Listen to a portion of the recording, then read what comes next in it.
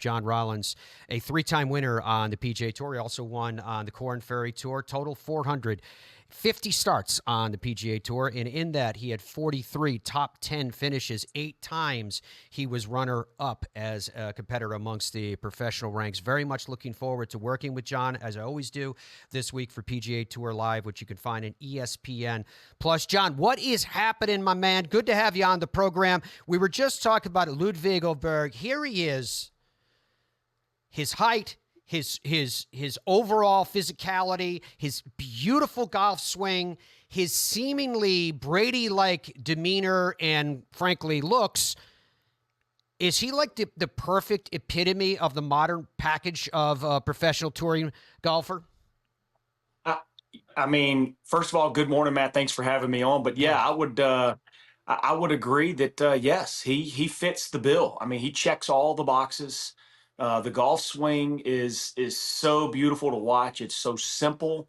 I like the way he plays the game with a lot of simplicity. He's very committed, doesn't waste a lot of time. I think that's what you look for, in a superstar type of player. They understand what they want to do. They commit to what they're doing, but they make the game look easy. And Ludvig Åberg, again, he checks all those boxes, really not a weakness in his game. And I think that, it's going to be exciting to watch this young man mature and develop even more, which is kind of scary to think he can develop even more and get better than what he already is. But to be able to watch him do that over the next, good 20 plus years or so on the PGA Tour. Rocket, I started today's show specifically mentioning the fact that he had the knee operation, because when people look at the arc of Ludvig, he wins at the RSM Classic at the end of the 2023 season, literally the week before we break through the holidays.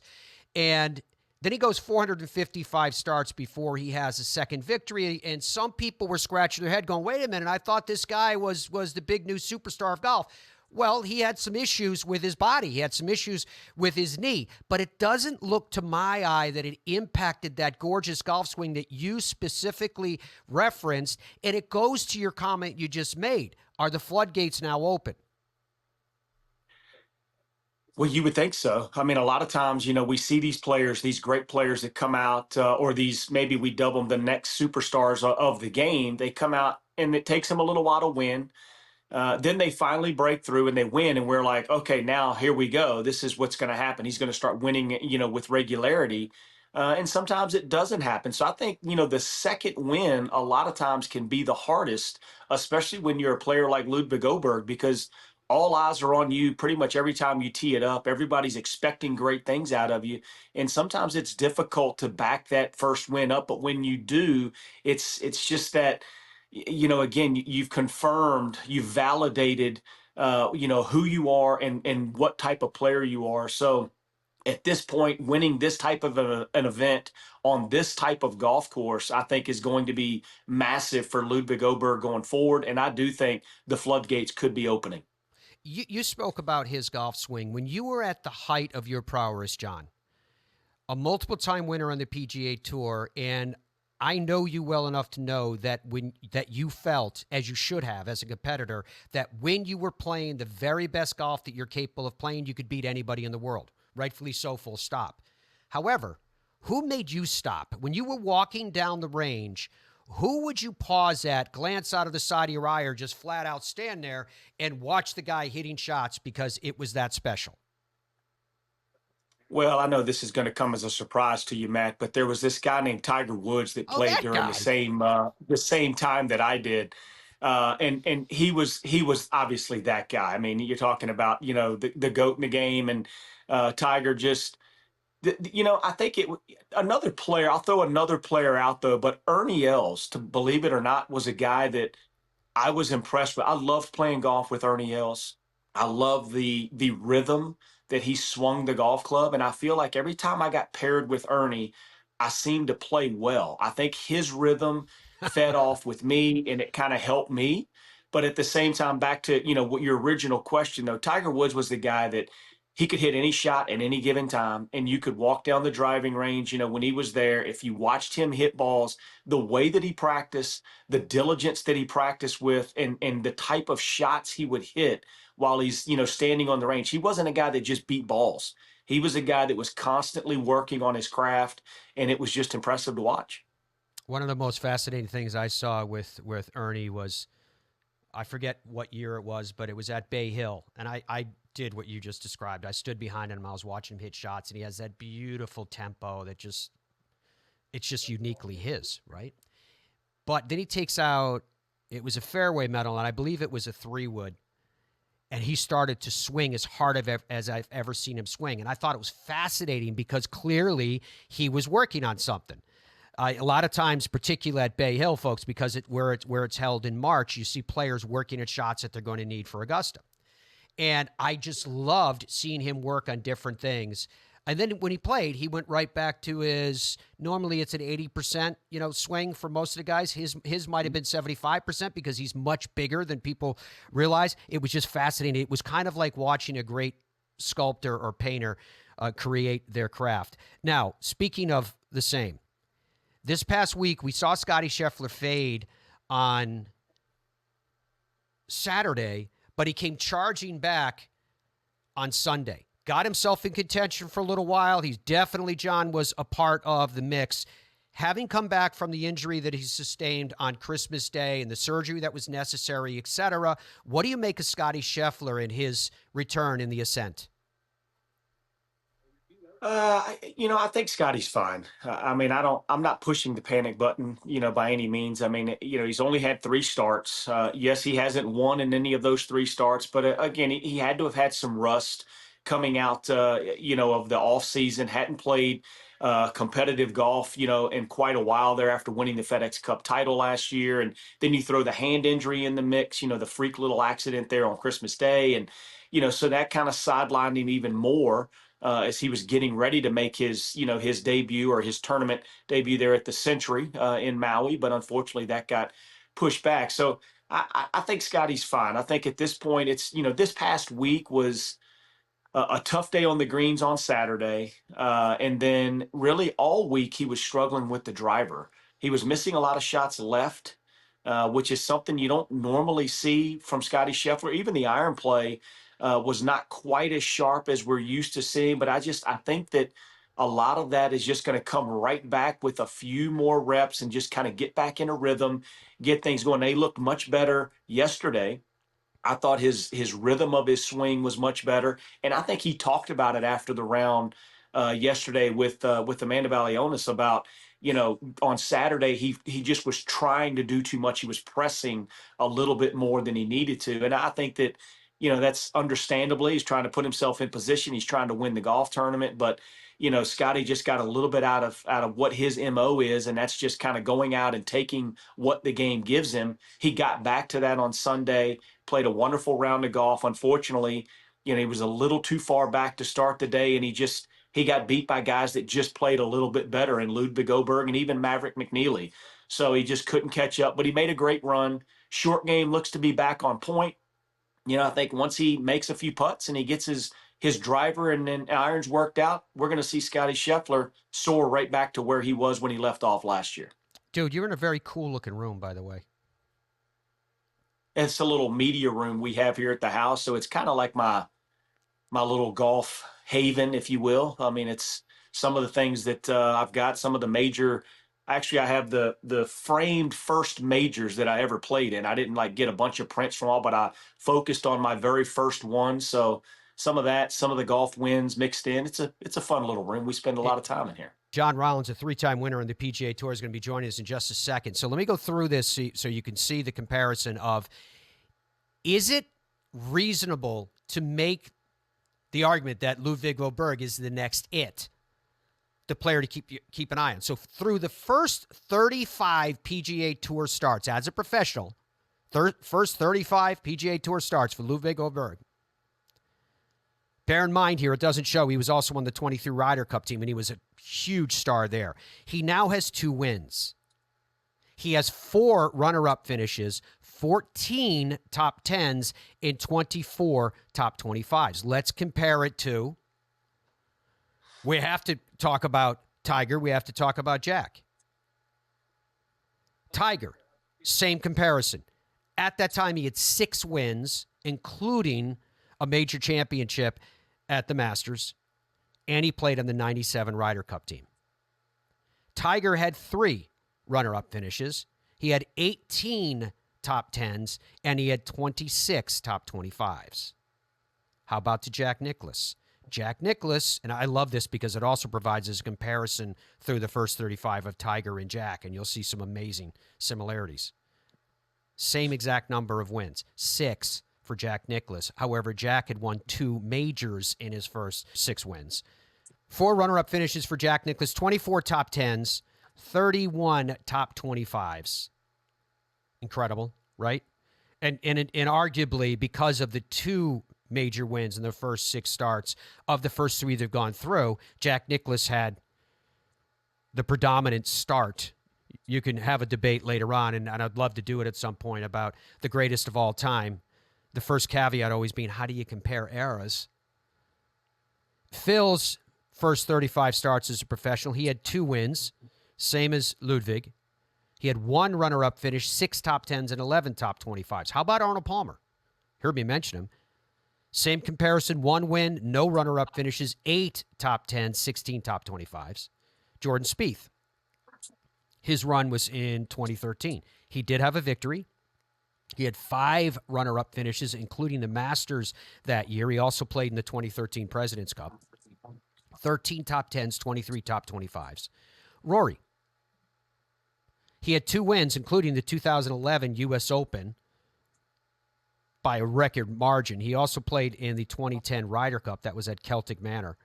0 runner-up finishes, 11 top 10s, and 19 top 25s. How about Scottie Scheffler? Now, Scottie Scheffler, arguably by comparison, same time frame, he was a slower starter before he jumped in a phone booth someplace and came out as the Scottie Scheffler we know today. 0 wins, 0 runner-ups, 2 top 10s, and 9 top 25s. So Ludvig has a 35% top 10 rate right now. That's his percentage. 17% winning or second place. Let that settle in just for a second. 35% of the time he's in the top 10. 17% he either wins or finishes second. Same numbers respectively below for the other players. Basically, only Tiger and Jack are better, and he's on pace with Jordan at his peak. Jack Nicklaus, 69% and 29% respectively. Tiger Woods, 51% and 26% respectively. And I'm going to give you Jordan just because I mentioned it, 37% and 17%. That is, and when I give the 2 numbers, again, either a top 10 or a first or second place finish. Very, very impressive indeed. So John Rollins, a 3-time winner on the PGA Tour, is jumping in here to comment on the same. John, with everything that we just ran through there, Ludvig Åberg, and the comparison of the other players at the exact same point in their careers, what's your reaction?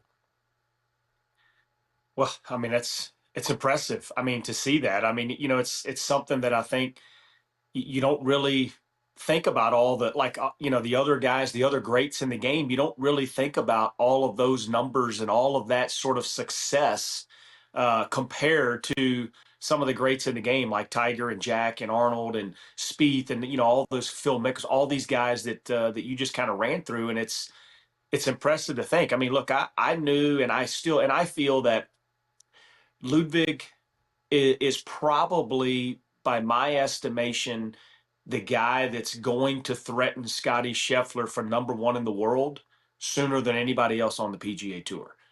I know that Rory was, third coming into this week, for the Genesis Invitational, and he looked very impressive in his win at the AT&T Pebble Beach Pro-Am. But I felt like if there was somebody that was going to unseat Scottie Scheffler at the top, it was going to be, or will be, Ludvig Åberg.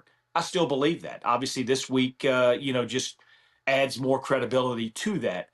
Do I think he's the next superstar in the game? It's kind of hard to say. I think, yes, he is a superstar in the game. I think right now, it's hard to say anybody's the next superstar until they really take down Scottie Scheffler on a regular basis. Mm-hmm. This is a week that Ludvig played well, but I still mean Scottie was right there. He finished third in the tournament, so it wasn't like he finished 50th, in the field or anything crazy. So I still think Scottie Scheffler is the superstar of the game, but Ludvig is definitely rising to the top very quickly. Yeah, to be the best, you got to take down the best as far as that goes. What I'd like to do right now, John, is I want to put you side by side, you staring back at me into the camera while we look at Ludvig's swing. So what I'd like for you to do for us, if you could, in your expert role as analyst, John and I will be working this week hosting for PGA Tour Live, and give us a breakdown of what you're seeing in this golf swing and how and why it is so effective and quite possibly could be the future in this context. Well, as you look at Ludvig, obviously the setup positions are great. I mean, everything, the lines, the hands are right underneath of the shoulders. I mean, the arms just kind of hang very freely, which allows Ludvig Åberg, when you watch that rhythm off the golf ball, it's just so simple. The golf club just works basically up the line. It sets at the top. The golf club's in a perfect position at the top, directly in line with his lead arm.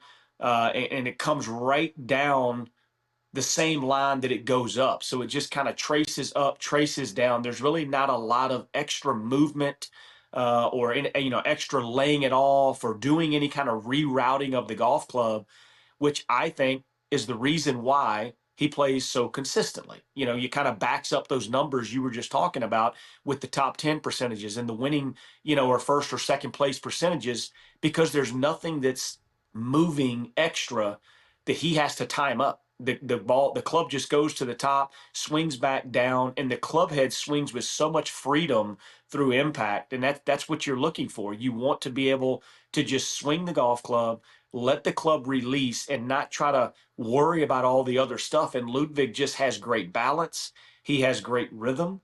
And again, I think because the golf swing is so simple, that it's why he can play at such a high clip all the time, because there's just nothing else going on. It's just up, down, and the ball's gone. What can the people at home learn from what you just described there? What can they learn from the swing of Ludvig Åberg? I think the biggest thing is, look, we all want to hit the ball further. I mean, everybody's trying to gain speed. Everybody wants to, it's fun to hit the ball far. I get it. I'm the same way. Even at, my age of almost 50 years old, I find myself on the driving range swinging for the fences like I'm out there trying to hit home runs in a baseball game. And, by the end of the day, my back is killing me. And I'm like, what have I done to myself? So we all want to hit the ball further. And I get it. But at the same time, I would encourage people to just try to hit the ball solid. Hitting the ball solid is going to help you play the game better. And then maybe learn, once you're hitting the ball out of the center of the club face, then maybe you can start adding some speed to it. But I would say go out, hit a lot of, almost like we just talked about with Ernie Els, kind of a 75% mentality. Just swing the golf club where you're not trying to kill the ball, you're trying to hit the ball solid. Once you start hitting it solid more and more, back to back, and more consistently, then maybe add a little speed and see how it goes. If it doesn't go well, don't keep doing it. Back up until you continue to get the rhythm, you continue to get the contact, and then gradually just keep, working your way up to hitting the ball, harder. But I can assure you that a slower, softer swing that's hitting the center of the club face is going to go further than a ball that you swing at with all of your might and you hit it way out on the toe or way in on the heel, or you hit it thin, or, whatever the case may be. A poor contact is not going to go further than a ball that's struck solidly in the middle of the face. Now, the graphic that we haven't been able to finish yet, John, is the graphic, call it the it factor graphic, where we put down the stats of the all-time best-looking players on the PGA Tour, the likes of Adam Scott, maybe Ricky Fowler, John Rollins. You know where I'm going. Does Ludvig Åberg have that it factor? Does he have the ability to rise above the fold because of who he is as a person on top of who he is as a player? I think so. Yes, I think that's a great point you bring up, and I think it's spot on. I mean, I think he has the look of the of the golfer of the era of this decade and this the time frame that we're in. He has all of that look to him. He's a very well spoken, kind of soft spoken guy, but he's got the elegant golf swing. He just seems to kind of say all the right things, do all the right things. He looks like he's just got everything kind of on point and together. So I would say yes. I think he kind of fits the mold for that. What you would think the modern day golfer should be or looks like. That's Ludvig Åberg. Yeah, I mean, he looks to me like Tom Brady. I know half the audience was going to get angry because I raised Tom Brady up as the standard, but he's 6'3". That picture you saw him with Tiger Woods, he's bigger than Tiger. We're not used to seeing that because Tiger was always billed as 6'2"-ish. 6'1", 6'2"-ish, around there. It depends on which direction the wind's blowing. But Ludwig's a big kid. All right, before I lose your company here, John, I do want to talk to you about this week. I mentioned you guys that we'll be working together, part of PGA Tour Live, and I love working with John when he's out in the golf course because of his insights.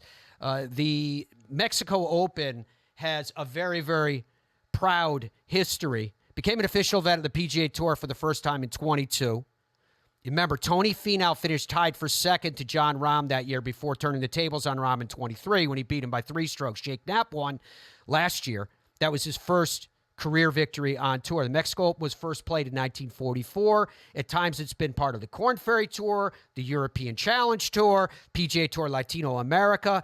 Al Espinosa won the first 4 planes of the Mexico Open from 44 to 47. Other notable champions include Roberto Di Vincenzo 3 times, Bobby Locke, Bob Rosberg, Lee Trevino a couple of times, Billy Casper, Ben Crenshaw, Jay Haas, and Stuart Sink did it a couple of times himself. So, John, what do you think about the event this week? How much are you looking forward to it? What do you anticipate? I'm always very excited to get to Mexico and go down and be a part of this event. This will be, I think, my 3rd straight. Yeah, I think I've worked this event on site every year since they've had it here at Vedanta World, and it's going to be another great event. I mean, I look forward to it. The golf course is phenomenal. I mean, the condition is incredible. The paspalum fairways, the greens, basically the whole property is that paspalum grass, which is a really, it's a wonderful surface, but they do a great job there with the setup, and it's a bomber's paradise, to be honest. I mean, it's a golf course where it's generous off the tee. No surprise that a player like Jake Knapp, Tony Finau, Jon Rahm, these guys are winning this golf tournament because it's a big boys golf course, but the fairways are wide. You can kind of let the shoes out, let the laces out a little bit and find some extra yardage because you got plenty of room. But the greens have got some pretty good slopes to them. I mean, that's the one thing that I took when I first got on the property was that even though it's generous, you got to be pretty accurate into the greens and around the greens when you miss. The short game area is not the easiest to get up and down from around these greens. So they've got some great holes on it, and then they've got some really scoreable holes as well. So it's a fun week. I'm excited to get down there. I look forward to working with you as well. But it should be another exciting week, and I would imagine we're going to have a guy that's probably near the top in the driving distance by the end of the week. That's a guy that's continuing to win the golf tournament. And it's kind of heart and soul of golf too, right? Because it gives us another week, another opportunity, as we've seen at this event through the past, to see some players on the ascent.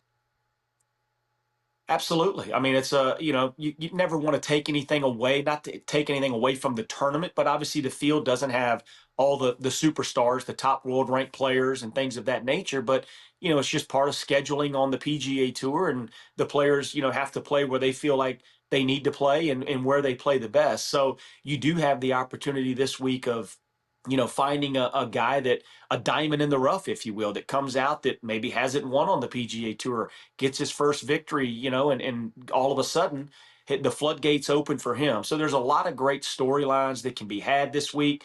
And it should be fun. And like I said, I'm excited to get down there tomorrow and kind of do the scouting of the golf course and see what's going on, see some guys, see where they are. And maybe chat up about the course and their strategies, things of that nature. But all in all, it's a fun week. That's why he is a winner in the broadcast booth as well. That is John Rollins, a 3-time winner on the PGA Tour.